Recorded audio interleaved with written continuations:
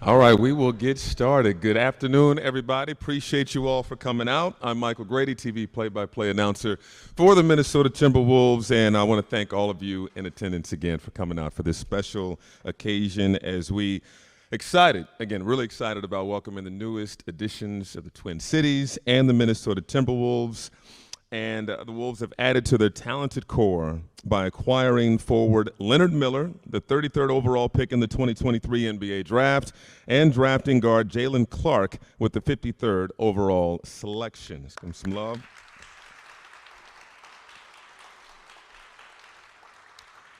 Couple nuggets on both guys. Leonard Miller spent last season with the NBA G League Ignite, where he averaged 17 points, led the NBA G League Ignite with 10.1 rebounds per game. Miller also tallied a steal and a block in a little under 30 minutes per contest in 38 games during the 2022-23 campaign. Miller set an Ignite team record with 21 rebounds to go along with 18 points on 7 of 9 shooting on March 12th versus the Texas Legends. He tallied 17 double-doubles and improved his averages to nearly 21 points and 13 rebounds per game following the All-Star break. A native of Toronto, Miller represented Team World at the 2022 Nike Hoop Summit and was named the 21-22 BioSteel Canadian Boys Player of the Year at Fort Erie International Academy in Ontario. He also participated in the NBA Rising Stars and NBA League Next Up game at the 23 All-Star Weekend in Salt Lake City. As for Jaylen Clark, he was named the 22-23 Naismith Defensive Player of the Year, the 22-23 NABC Defensive Player of the Year, and the 22-23 Pac-12 Defensive Player of the Year, UCLA's first Defensive Player of the Year winner since Russell Westbrook in the 07-08 season. He averaged 13 points, 2 assists, and a Pac-12 leading 2.6 steals per game, tied for 4th best in the nation. Additionally, the Riverside, California native was named to the 22-23 All Pac-12 second team and was a 2-time Pac-12 All Defensive Team honoree. I'll tip off today's press conference with a few questions for the group, followed by questions from our local media members, starting with Chris Hine from the Star Tribune. For media members to ask questions, please wait until you are called upon and then identify yourself with your name and your media affiliation. All right, first question is for Team President Tim Connolly. What are you most looking forward to about what each guy can bring to the Timberwolves this season? I think just toughness, competitiveness, and as people, you guys should pat yourselves on the back and pat your support system on the back. Everyone swears by these guys in terms of what they bring to the building every day, positivity, high IQ, just guys that you want to be around. So I think we got 2 of the most competitive, toughest guys in the draft, and if you'd have told us when the night started that we were going to walk with Jaylen Leonard, we wouldn't believe you. So we feel unbelievably fortunate and excited to have these guys in Minnesota. Happy to have you both. Leonard was there on draft night, saw that warm embrace, the emotion that came out when you hugged Deputy Commissioner Mark Tatum. What were your emotions? What did it mean to you to hear your name called Thursday? It meant the world. It's something I've always dreamed of and worked towards my whole life. And to really hear my name called and see all the work I put in pay off, there's just a lot of emotions that came with it, and to hear my name called by such a prestigious organization like this it means the world. I'm just ready to get in and work, and it was just truly a blessing. Thank you, Leonard. All right, Jaylen, what do you hope, what are you excited about bringing to this Timberwolves organization? Just my junkyard defensive mentality. I'm the kid that does everything that nobody else wants to do. I'm the kid running through walls, diving loose balls, picking up the other team's best offensive player, looking to add my 3-ball and a little bit more of a handle. And yeah, I think I could be a big plug-in piece for this organization. All right, we're going to open it up for questions now. Chris Hine up first. Just a reminder that this is being broadcast live, so wait until the microphone gets to you to ask your question. Chris? For Leonard, it seemed like you got better as the season went on last season. Kind of what was coming together for you that enabled you to kind of take off as the year went on last year? Coming out of high school, straight into the G League, I feel like all I needed was just reps and then time to really watch film. And so as I just kept playing, getting used to the pace, the NBA game, and the players that came with it, the grown men in the league, playing and then reflecting on film, and then always just working hard in practice, just working my ass off to just get better. All that stuff helped me, definitely. For Jaylen, when did defense become kind of the big thing you wanted to hang your hat on in your career, and when did you realize that could be kind of the lane for you as a basketball player? This is loud. I recognized pretty early. My AAU team, I was with Evan Mobley, Onyeka Okongwu, Johnny Juzang, Evan Mobley, Isaiah Mobley. So we were loaded. So there wasn't a lot of shots for me to shoot. So the only way for me to get out there, I had to start picking up 94 feet in like AAU, which wasn't seen a lot, but it kept me out there on the floor, and I just kept that with me and transitioned it to college. John Krasinski here from The Athletic. Leonard, it has been kind of a fast rise for you up through the ranks. Just how have you processed how quickly this has come about, and why do you think it is happening for you as quickly as it has? I mean, I always work so hard, and I'm always working towards these things that's happening to me. And so when it comes, I don't really get surprised, or I don't really get rattled by it. I just keep working towards the next, and that's always just been my approach. I just stay level-headed and don't let it faze me too much. And Jaylen, we know you're recovering from an injury a little bit. What's your mentality like as you get to the NBA here, and how do you plan to attack that process and kind of get back on the court? Yeah, it's just another stepping stone. I'm not the first one to go through this, fortunately. There's people that went ahead and made their return. Kevin Durant, Kobe Bryant, all of them had something different about them. Their work ethic wasn't as normal as other players that haven't came back from it. So I'm just ready to work. It's kind of weird. Like I was telling Tim, like in my mind, I'm walking around here like, okay, we 3-4 months away from season, but in my body, I'm like 7-8 months away. So yeah, I'm just gonna be in here working every day, trying to get started rehabbing tomorrow and just get this process going.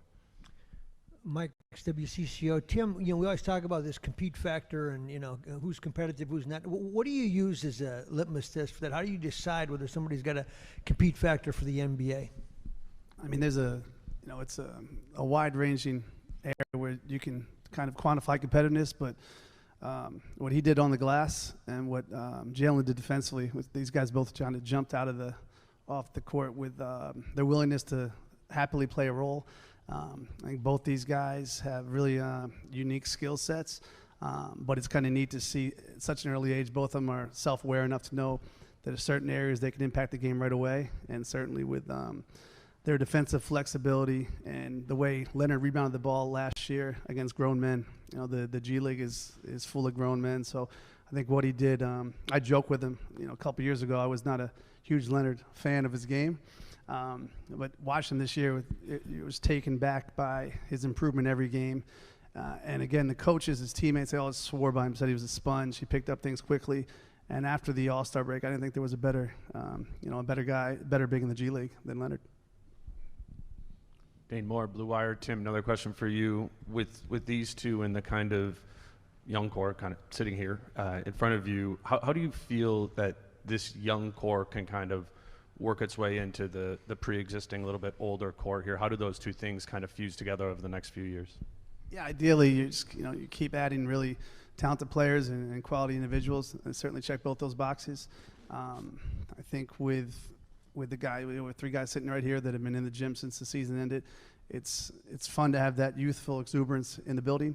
I think there's no linear path to a perfect roster, but we think if we keep adding guys who can play, who are really good people, who are self-motivated people, who are competitive, who care, I think our time will come, sooner rather than later. So, again, on Thursday night, we had no expectations to walk with these 2 guys, and we felt pretty fired up on Thursday night, and I know these guys are excited to be here. Jace Frederick, Pioneer Press. Leonard, you seem to be evolving so rapidly right now. Like, do you have any idea in your mind of the player you want to become 3-4 years from now?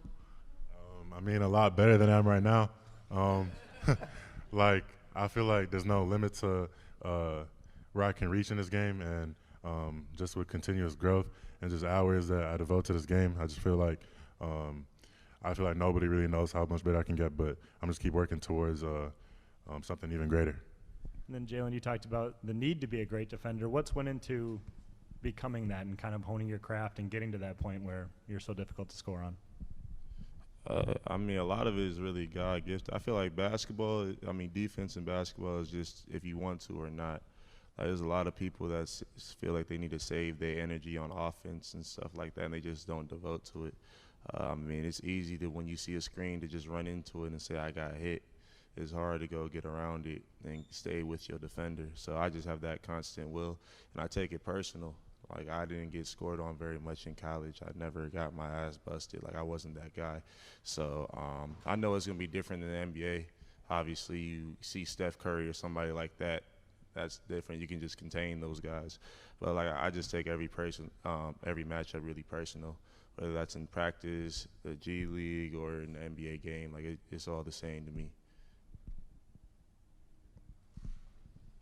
Jaylen, Darren Wolfson from the local ABC affiliate. You touched on your timeline briefly recovering from the Achilles. Can you expound on that? When is it realistic to see you back in the court 5-on-5? Yeah, I really don't know. Every doctor has a different answer. With Tim, I've been fortunate enough. They're not going to rush me back. But next year, hopefully, I'll be out on the court. Brett Robson with MinPost. Leonard, earlier in your career, you were profiled as a guard and played like a guard.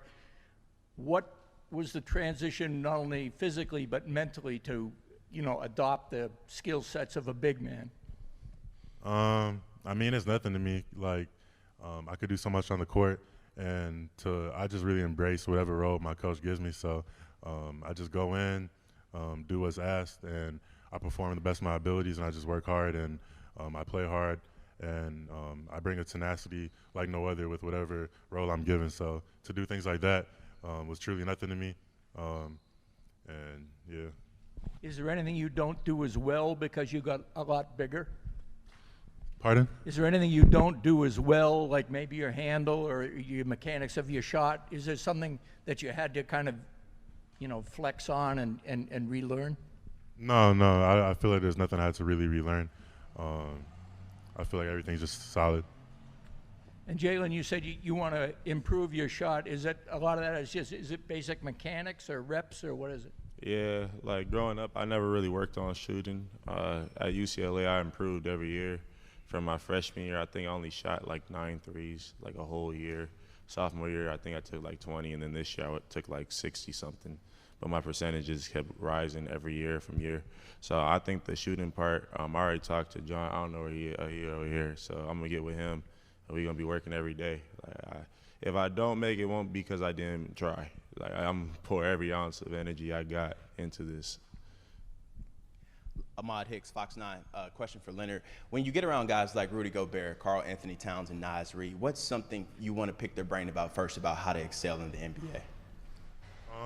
I mean, anything that they really got from me, I'm just willing to listen. I feel like I don't know everything, so whatever they have off the bat, I'm just really willing to just hear what they have to say. But guarding, ways they could be successful that I can adopt and going into the NBA, and rebounding. They're really good rebounders. Add like know more about how they rebound so well. I say things like that. Question for Tim. Would you say that you guys really focus on having a lot of depth at the center position, seeing how you guys have, 3 centers that may combine to make upwards of $90 million this season? What's the addition of Leonard like, for you guys? Yeah, I don't really know what position Leonard is. I think to Britt's question, he grew up as a playmaking forward, so I think I know he can guard 3 positions, and then offensively we'll let Coach Finch determine like where he could best be employed. I think what's neat about the flexibility of our bigs is, while Rudy's a pure 5, we have some other guys who can play both the 4 and the 5. Offensively, we have a bunch of guys that their skill set allows them to do things all over the court that generally most bigs can't. So, again, specific to Leonard, I guess you're going to figure out what you are. Well, your coach will figure out what you are, but I think it's one of the things really exciting about Leonard. We just think he's a basketball player. All right, that concludes the Q&A portion of this press conference. We're going to invite photographers to take pictures of Leonard, Tim, and Jaylen for a few moments, so we'll get set up for that.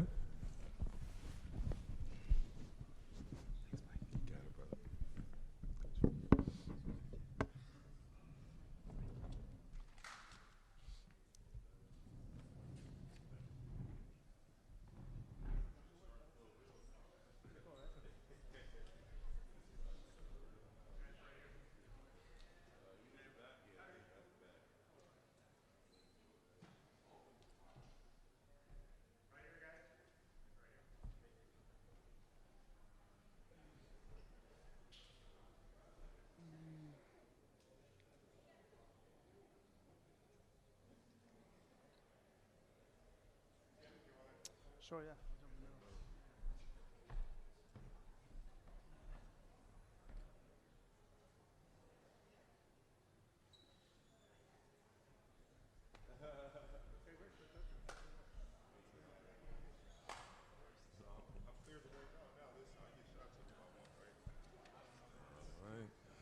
All right, that concludes the press. I want to thank everybody for coming out, and thank you to the families as well. Appreciate you. Appreciate you. You guys want a picture of the family? Yeah.